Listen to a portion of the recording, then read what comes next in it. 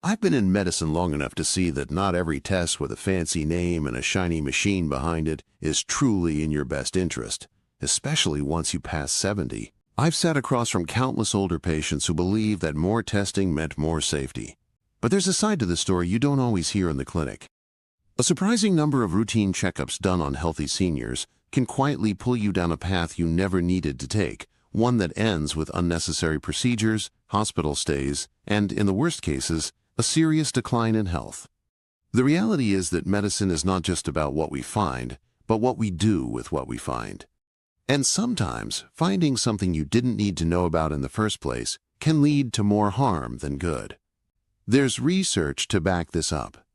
Large studies show that in older adults, certain screenings and scans are far more likely to lead to extra testing than to actually save lives. That might sound harmless, but every test comes with its own risks: radiation, sedation, infections, false positives that cause panic, and treatments that can rob you of strength and independence. And the saddest part? Most people over 70 have no idea that some of these routine tests aren't just low value, they can be dangerous. Let's walk through a few examples I wish every senior knew about, because if you understand the risks, you can make better choices and protect yourself from the medical snowball effect. One of the most overused checkups in this age group is the bone density scan. It sounds so harmless. No needles, no pain, just a short X-ray scan that tells you how strong your bones are. In theory, it's a smart idea. In practice, once you're over 70, the scan often tells you what we already expect: that your bones have lost some density. That's not necessarily a disease. It's a natural part of aging, just like silver hair and laugh lines. But the moment a scan shows osteopenia or osteoporosis, the pressure to treat can begin. And the standard treatment for even mild bone loss is often a bisphosphonate drug. These are the pills and infusions that are supposed to strengthen bones. But in older patients, the benefits are often tiny compared to the risks. I remember a patient named Margaret, a 74-year-old who loved gardening and had never once broken a bone. She was sent for a bone scan during her annual physical, and the report used the word osteopenia. She left the office with a prescription for alendronate. Within 2 months, she had constant heartburn, jaw discomfort, and aches she never had before. It took her weeks to connect the dots. We stopped the drug, focused instead on simple, evidence-based changes: resistance training with light weights, a vitamin D supplement to correct a deficiency, and a diet that included calcium-rich foods like dark greens and sardines. A year later, she was moving better than ever, with no fractures and no side effects. Studies confirm that for people over 70 without a history of fracture, lifestyle measures can reduce fracture risk far more effectively than medication, without the dangerous trade-offs. Another test that often sends older adults down a worrying path is the brain MRI for mild forgetfulness. I understand why it's ordered so often. Memory slips are scary, and dementia is one of the greatest fears of aging. But here's the truth. In most people over 70, a brain MRI will show abnormalities that are completely normal for age. Small white spots, tiny changes in brain structure, even slight shrinkage. These aren't necessarily signs of disease, but once they're on paper, they can take on a life of their own. I've seen perfectly capable, independent seniors spiral into anxiety after being told their scan was abnormal. And I've seen those same scans lead to spinal taps, biopsies, and even surgery, all for findings that were never going to cause a problem. A man named Henry comes to mind. He was 75, still running his own woodworking shop, but he occasionally misplaced tools and names. His doctor ordered a brain MRI just in case. The scan showed white matter changes, something I would expect in someone his age, but the radiology report made it sound ominous. Henry stopped working, avoided driving, and his confidence dropped overnight.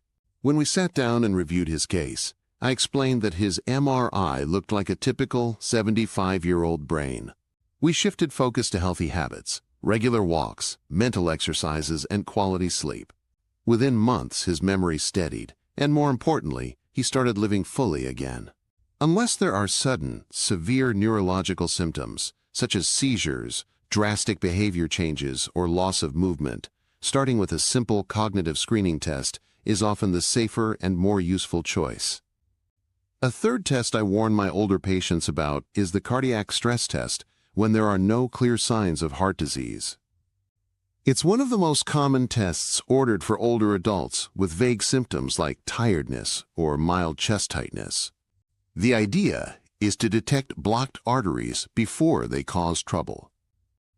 But in people over 70 without classic warning signs, like chest pain during exertion or shortness of breath from light activity, the stress test can be a trap. The false positive rate is high, meaning the test finds problems that aren't really there, and once the wheels start turning, it's hard to stop. A questionable stress test often leads to invasive angiograms, stent placements, or even bypass surgery, all of which carry their own serious risks, including bleeding, kidney injury, and infection. I think about Albert, a 78-year-old former mail carrier who still walked daily but complained of fatigue when climbing hills. His stress test suggested a blockage, so he was sent for an angiogram. They found a mild narrowing and put in a stent. That night, he had a reaction to the contrast dye that damaged his kidneys. He spent over a week in the hospital and never fully regained his stamina. Later we discovered his heart problem wasn't cardiac at all. It was simply deconditioning from a winter of less activity. For seniors without clear heart symptoms, a resting EKG or a coronary calcium scan can be safer starting points, offering valuable information without putting you at unnecessary risk. Now here's where I'll replace one of the original list items with a risk that's just as common but far less discussed: the routine abdominal ultrasound for aortic aneurysm in people who don't meet the risk criteria. This is a scan meant to detect dangerous bulging of the main blood vessel in the abdomen. For men who smoked in their younger years, especially between ages 65 and 75, it's a valuable one-time screening, but I see it ordered far too often in people outside that high-risk group. Women who never smoked, men well past 75 with no symptoms, or even repeat scans every year just to check.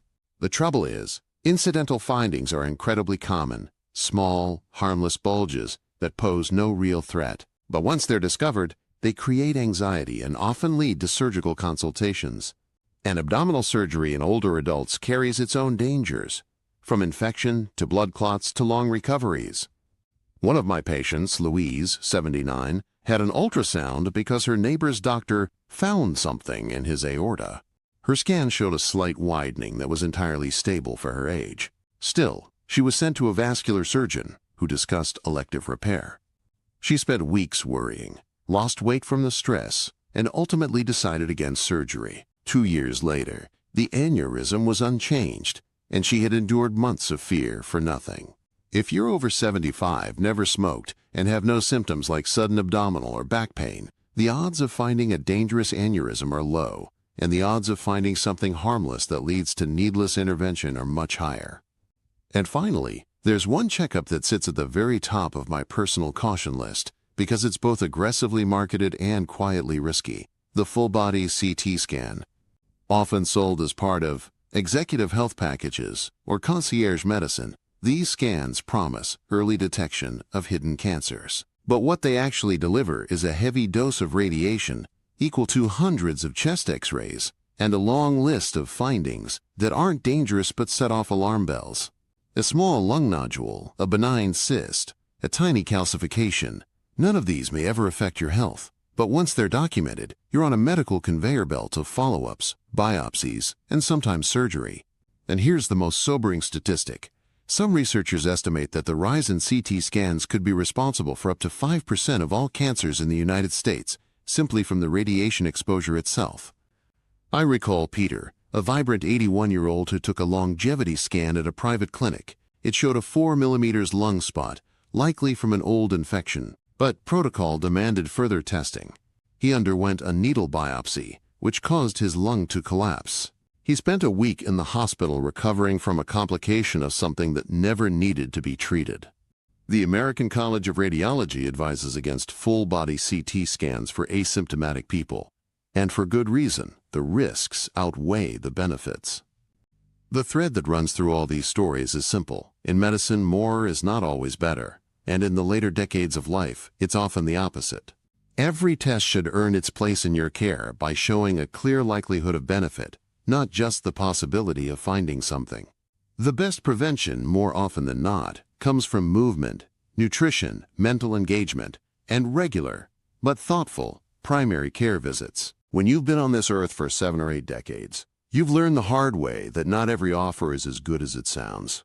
The same goes for medicine. Every test has 2 possible outcomes. Either it reassures you, or it finds something.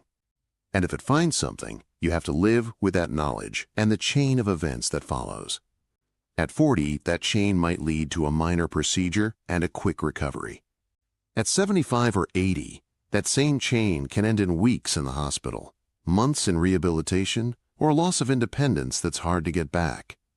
That's why the real question to ask before any checkup is not, what will it find, but what will happen next if it does?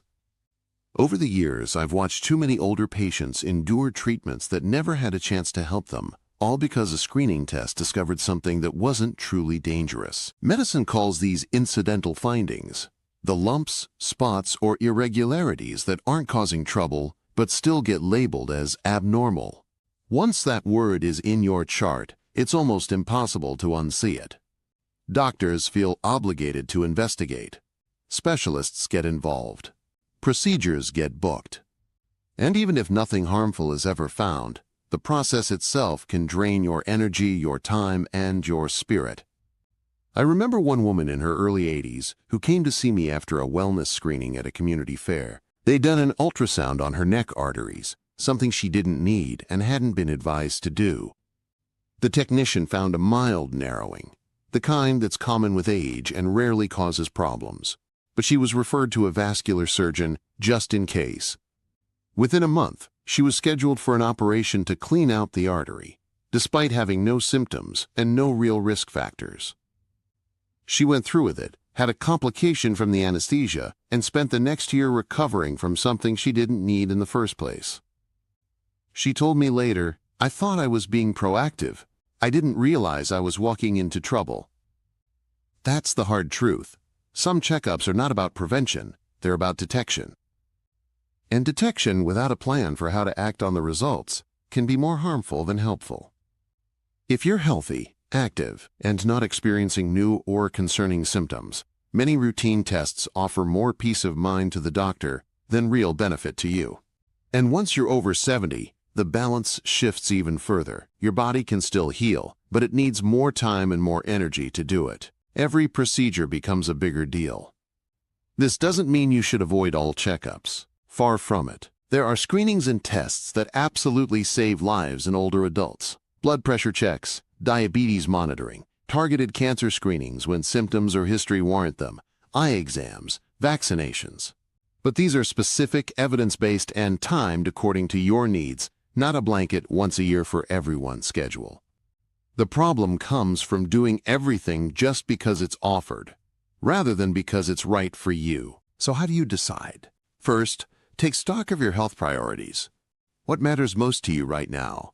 Longevity, independence, energy, mental sharpness. Then ask your doctor how any proposed test will directly help with that goal. If the answer is vague, like it's just a check, press for specifics. What are we checking for?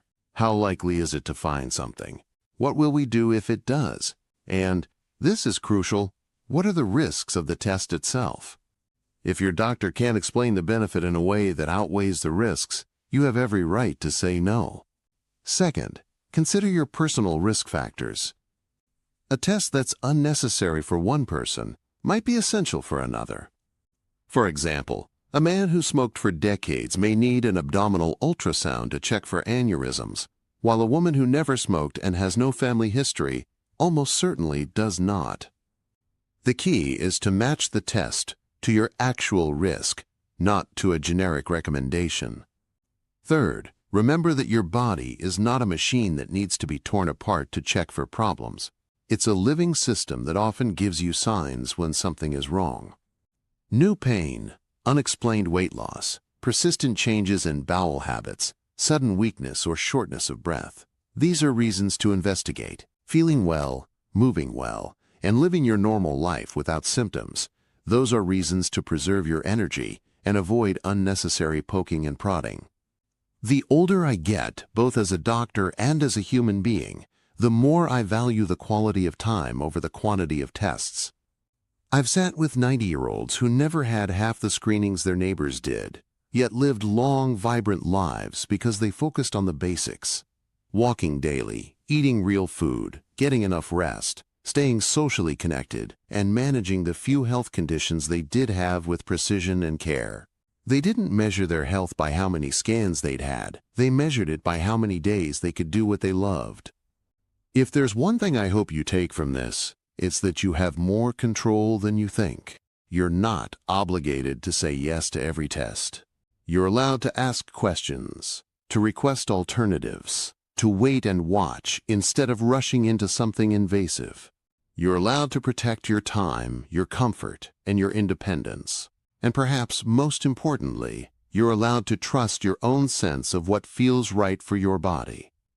I've seen the other side of saying yes too easily, the side where a routine checkup ends with weeks in a hospital bed, physical therapy to walk again, and a lingering sense that life has been permanently altered.